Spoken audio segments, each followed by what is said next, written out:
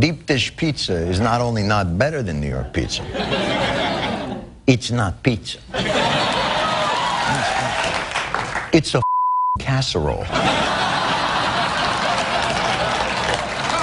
I'm surprised you haven't thought to complete your deep dish pizza by putting some canned onion rings on top of it. It's a cornbread biscuit which you've melted cheese on, and then, in defiance of God and man and all things holy, you poured uncooked marinara sauce atop the cheese. Atop. The cheese on top, the sauce, naked, cold, on display like some sort of sauce hooer.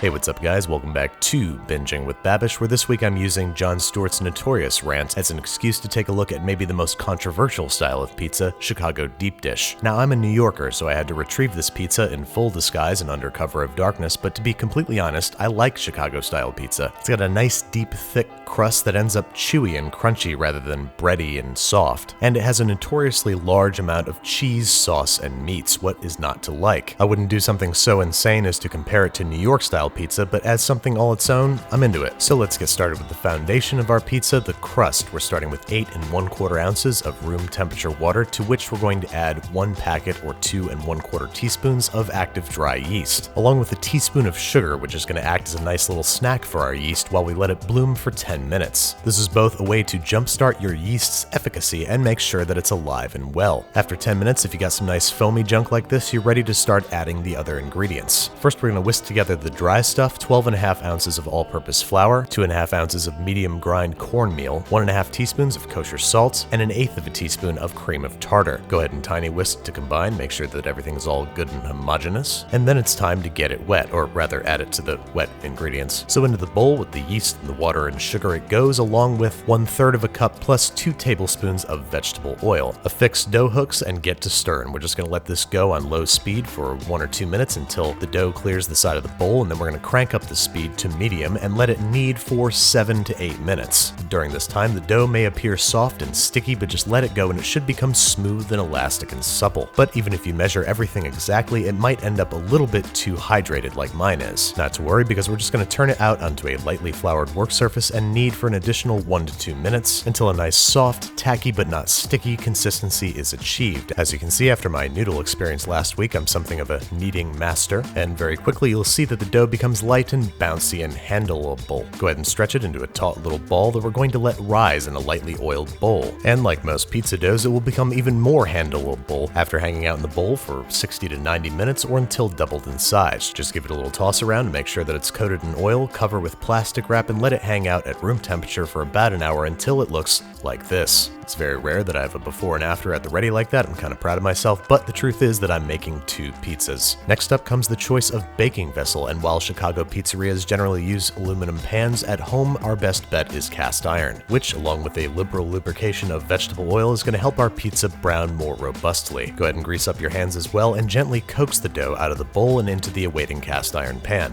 where we're going to begin coaxing it into the shape of a pizza, or at least what Chicago calls a pizza. Just gently press and stretch the dough out and try to push it up against the sides of the pan. It's going to resist a little at first, but that's okay. We're going to let this rest under cover of plastic wrap for 20 to 30 minutes until the gluten relaxes and we can more properly form the crust. Just enough time to talk about tomato sauce. Chicago-style tomato sauce is generally very thick and sweet and has big old chunks of tomato in it. So we're starting with 1 28-ounce can of whole San Marzano tomatoes. Bloop.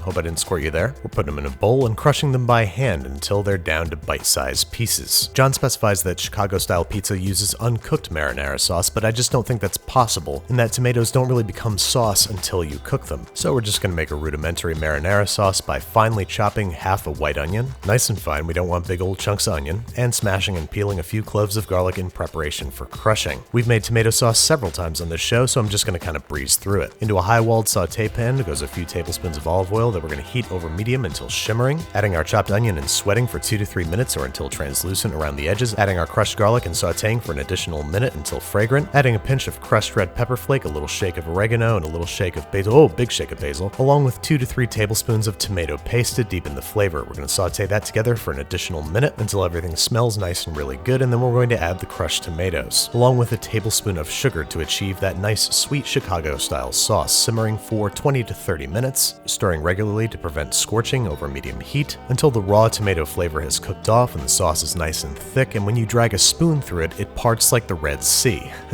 You get it? I thought it was funny. And by this time our dough should be nice and relaxed and we should be able to press it up against the sides of the pan and it should hold its shape with ease. Also, I forgot to mention this is a recipe for a 12-inch cast iron skillet, or enough to feed roughly 30 to 35 people. Now every Chicago pizza I've ever seen uses sliced deli-style cheese. So we're going to start with a thin layer of provolone followed by a nice thick layer of sliced low-moisture mozzarella. I think they use the deli-style cheese because it inherently has less moisture, which you don't want in a pizza this thick and badass. And feel free to go a little bit overboard with the cheese, especially if you want an epic cheese stretch. And as John so devastatingly pointed out, the sauce goes confoundingly atop the cheese. So go ahead and generously smear it on top, and make sure you make a double batch of sauce if you're making 2 pizzas. Once the cheese is all hidden, we're going to hit the pizza with 2 finishing moves. First, a generous sprinkling of pre-grated Parmesan, and then a generous drizzling of olive oil, both on the sauce and around the edge of the crust. Because it's not like we're trying to be healthy here. I mean, this pizza weighs like 5-6 pounds. And it's finally time for it to go into a preheated 425-degree Fahrenheit oven for 25 to 35 minutes, rotating once during baking until this happens. Run a thin spatula around the outside edge to make sure that there's no stickage, and then it's time for the heroic act of getting the pizza out the pan. You just have to trust the pizza's structural integrity and out it will go. And then you want to wait at least 10 minutes before cutting in and serving. I did not wait 10 minutes. I was hungry and I had hungry friends in the other room, and this is what happened. A really good looking cheese stretch for the thumbnail, and then kind of an over-sloppy, under-sauced pizza flood. Not that you're gonna hear me complaining, because despite the stringiness of this affair, it was completely delicious. The cheese, of course, was cheesy, the sauce, of course, was saucy, but the crust is what separates good Chicago style from bad Chicago style. Hang on, I'm just gonna take a quick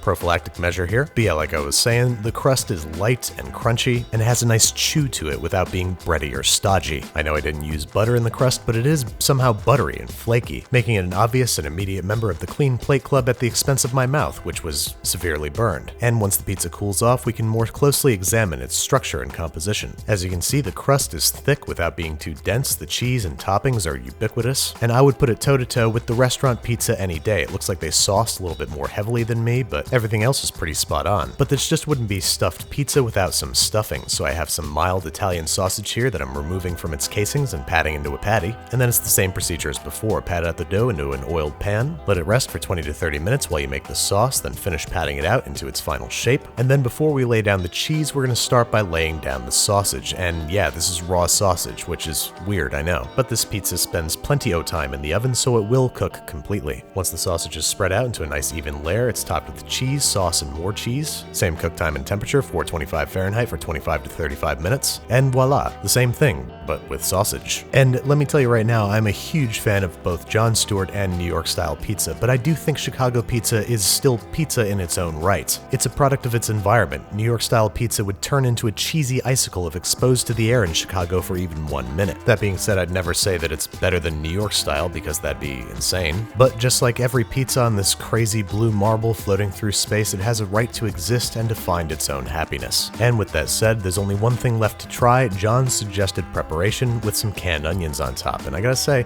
it's not bad. I mean, it's better than California pizza.